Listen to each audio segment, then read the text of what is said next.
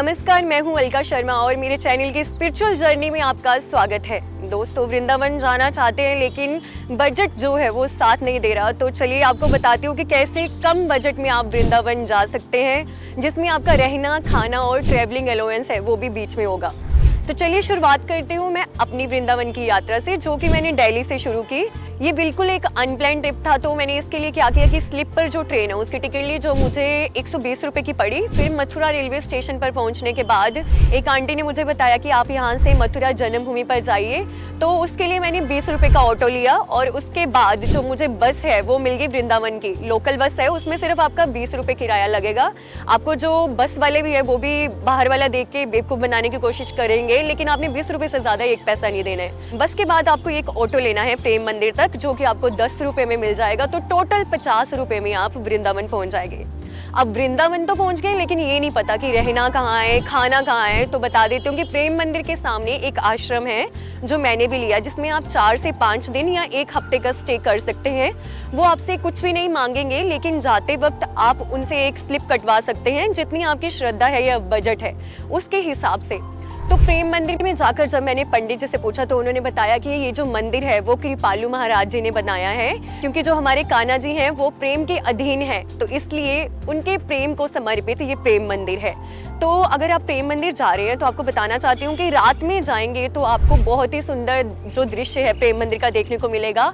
पूरी लाइटनिंग दिखेगी आपको। तो प्रेम मंदिर में अगर आप जाते हो तो आपको द्वापर युग की याद आ जाएगी, क्योंकि वहाँ पे इतनी सुंदर झांकियाँ दिखाई गई है ना, जो आपको पूरी मतलब उस टाइम की याद दिलाएंगी, कैसे जो कान्हा जी अपने गवालों के संग समय व्यतीत करते थे और कैसे जो गोपियों को तंग करते थे और राधा रानी के संग कैसे रास लीला करते थे। तो अगर प्रेम मंदिर जा ही रहे हैं, अब आपको पता नहीं है कि आगे कौन से मंदिर में जाना है, तो बताना चाहती हूँ कि वहाँ से 100 से 150 मीटर की दूरी पर इस्कॉन टेम्पल है।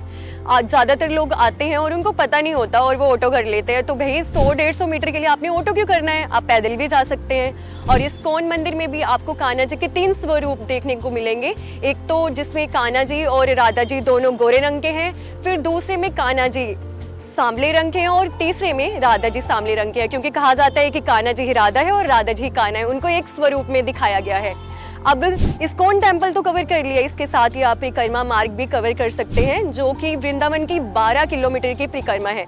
अब परिक्रमा मार्ग जाने का फायदा क्या है आपको ये बताती हूँ, क्योंकि परिक्रमा मार्ग में आपको ज़्यादा से ज़्यादा मंदिर रास्ते में दिख जाएंगे और आपको पता लग जाएगा कि कैसे जो वृंदावन में 5 किलोमीटर के अंदर सारे मंदिर है। तो कोई भी ऑटो वाला है वो आपको बेवकूफ़ नहीं बना सकता। 10 से 20 रुपए के ऑटो लेकर आप पूरे मंदिरों के दर्शन कर सकते हैं। तो दोस्तों चलिए अब चलते हैं बांके बिहारी जी के मंदिर में। कहा जाता है कि आप अगर वृंदावन आ गए लेकिन बांके बिहारी जी के दर्शन करके नहीं गए तो आपकी ये यात्रा जो है अधूरी ही मानी जाएगी, क्योंकि बांके बिहारी जी का वहाँ पर स्वयंभू स्वरूप है जो खुद अवतरित हुआ था, तो उनके दर्शन करने तो बनते हैं। और जितने दिन आप वृंदावन में हो तो कहा जाता है कि हर रोज आपको बांके बिहारी जी के दर्शन करने हैं। तो अगर आप सुबह की आरती अटेंड करना चाहते हो तो उसके लिए आपको 8 बजे तक मंदिर में पहुंचना होगा। और रात की अगर आरती आपको अटेंड करनी है, जो कि शयन आरती होती है, बहुत ही खास आरती होती है जिसके बारे में ज्यादातर लोगों को नहीं पता होता है, तो वो आप 9:30 बजे अटेंड कर सकते हैं, क्योंकि वहाँ पे इतना सुंदर श्याम जी का स्वरूप दिखाया जाता है ना। मैंने जो बांके बिहारी की आरती का दर्शन किया था तो वो सती स्वरूप था, वो पहली बार हुआ है और कहते हैं कि ये साल में सिर्फ 2-3 बार ही होता है। तो चलिए अब बांके बिहारी जी के दर्शन तो हो गए, अब चलते हैं निधि वन की तरफ। निधि वन जो कि कान्हा जी के इतने खास है क्योंकि वहाँ पर वो अपनी गोपियों संग रास लीला करते थे, और कहा जाता है कि वहाँ पर आप शाम के 8 बजे तक ही आप जा सकते हो। उसके बाद किसी को भी वहाँ पर जाने की परमिशन नहीं है, क्योंकि वहाँ पर जितने भी पेड़ लगे हुए हैं वो गोपियों में तब्दील हो जाते हैं। तो आपने निधि वन जाना है तो वहाँ पर दंडवत प्रणाम जरूर करना है, क्योंकि कहा जाता है कि जो निधि वन की मिट्टी है वो माथे पर लगनी बहुत ज़रूरी है। तो जो जेंट्स लोग हैं वो पूरा दंडवत प्रणाम कर सकते हैं, और जो लेडीज हैं वो आधा दंडवत प्रणाम करके कृष्ण जी का आशीर्वाद जरूर लें।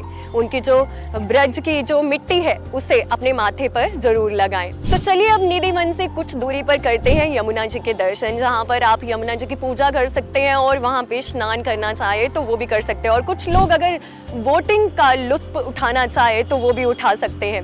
इसके साथ ही आपको बता दूं कि यमुना जी के बिल्कुल सामने है कदम का पेड़ जहाँ पर कृष्ण जी को बांधा जाता था, तो आप जाएं तो उसके दर्शन भी जरूर करके आएं।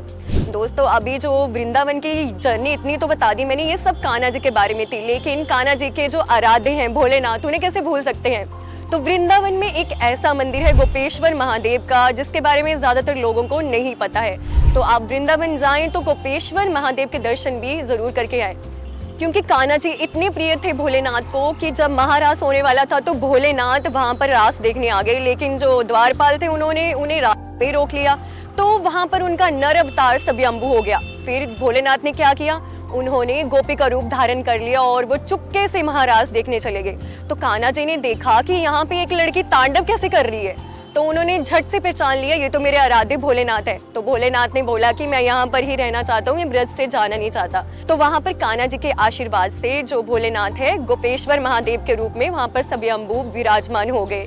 तो वहाँ पर आप जाएंगे अगर शाम के टाइम पे, आपको भोलेनाथ का नारी श्रृंगार भी देखने को मिलेगा। दोस्तों, अब चलते हैं वैष्णो माता मंदिर की तरफ, जो कि वृंदावन से तकरीबन 2 किलोमीटर की दूरी पर है। ये वैष्णो माता का मंदिर जो है वृंदावन में उन लोगों के लिए बनाया गया है जो वैष्णो माता तो जाना चाहते हैं, लेकिन उन्हें इतनी जल्दी बुलावा नहीं आता है। तो अगर वृंदावन आए तो माँ के वहाँ पे दर्शन करके जाए।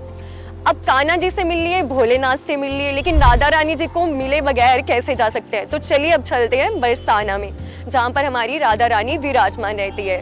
तो कहा जाता है कि अगर कान्हा जी को खुश करना है तो राधा रानी को तो खुश करना पड़ेगा। तो आप वहाँ पर जाकर राधा रानी के दर्शन कर सकते हैं, उनकी जो आरती है उसे अटेंड कर सकते हैं। एक बात बताती हूँ, मैं 2 साल से वृंदावन जा रही हूँ, लेकिन इस बार जो है मैंने शाम की आरती अटेंड की। तो शाम की आरती में वो आपको फ़ोन से शूट करने की परमिशन भी दे देते हैं, लेकिन जो सुबह जाते हैं तो उस टाइम पे आपको फ़ोन अलाउड नहीं होते। तो आप अगर चाहते हैं कि आप राधा रानी की जो कुछ मेमोरीज हैं उन्हें फ़ोन में या कैमरे में कैप्चर करना चाह रहे हैं, तो आप शाम के समय बरसाना जा सकते हैं। इसके अलावा आपको वृंदावन में ना बहुत सारे मंदिर देखने को मिलेंगे। बिल्कुल ना पास में छोटे छोटे मंदिर भी बने हुए हैं, लेकिन जो बांके बिहारी मंदिर है उसके साथ आपको राधा रमन जी का मंदिर देखने को मिलेगा, राधा वल्लभ जी का मंदिर देखने को मिलेगा। आप उसके दर्शन कर सकते हैं। और जो एक मेन चीज़ थी वो मैं आपको बताना भूल गई कि आप जब भी परिक्रमा मार्ग के पास से गुजरते हैं तो वहाँ पर आपको प्रेमानंद महाराज जी के भी दर्शन करने का मौका मिलेगा। हम जैसे परिक्रमा करके लौट के आए थे तो हमने देखा कि बहुत सारे लोग लाइन में लगे हुए थे। तकरीबन 2:30 बजे थे तो हम भी जाके लाइन में लग गए, और 3 बजे महाराज जी वहाँ से गुजरते हैं तो वहाँ पे ना आपको उनके दर्शन करने को मिलेगा। आपको बहुत ही ज़्यादा अच्छा लगेगा। ये बिल्कुल हमारा जो था अनएक्सपेक्टेड था, हमने सोचा ही नहीं था, लेकिन सामने प्रेमानंद महाराज जी आ गए तो बहुत ज़्यादा अच्छा लगा। और अगर आप उनसे बातचीत करना चाहते हैं तो आप उनके आश्रम में जाकर टोकन कलेक्ट कर सकते हैं। जो मेरी एक वीडियो आएगी शॉर्ट्स में, मैं उसमें आपको बता दूंगी पूरी डिटेल कहाँ से कैसे आप टोकन ले सकते हैं। वृंदावन की एक खास बात बताती हूँ कि आप जब भी यहाँ पे आओगे ना आपको यही लगेगा कि कोई ना कोई यहाँ पे ना मेला लगा हुआ है। जो दुकानें हैं आसपास में मंदिर के पास इतनी सुंदर सुंदर झांकियाँ लगती है, सारा बाजार सजा होता है। तो उसकी जो कुछ झांकियाँ हैं वो मैं आपको दिखाती हूँ जो मैंने कैप्चर करने की कोशिश की है।